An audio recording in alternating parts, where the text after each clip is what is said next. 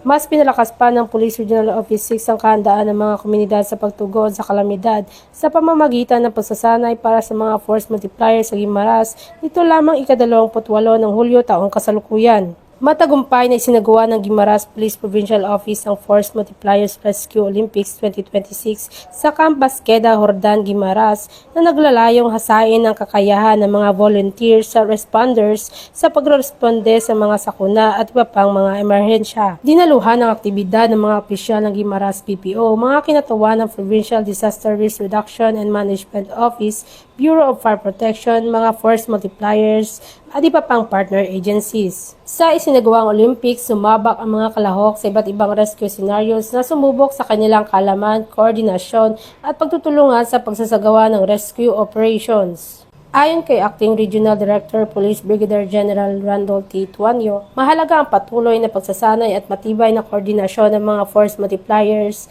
at partner agencies upang matiyak ang mas mabilis, organisado at epektibong pagtugon sa mga kalamidad at iba pang insidente tungo sa mas ligtas at mas matatag na mga komunidad sa Western Visayas. Bilang bahagi ng adhikain, nitong isulong ang responsive, trusted, and transformative policing tungo sa mas ligtas at mas mapayapang Western Visayas, kasabay na pagsulong sa bisyon ng PNP na bagong PNP para sa bagong Pilipinas, serbisyong mabilis, tapat at nararamdaman. Mula dito sa Police Regional Office 6 sa Kanyong Police News Network, Correspondent Patrolwoman Riza Valencia, alagad ng batas, tagataguyod ng Balitang Pulis.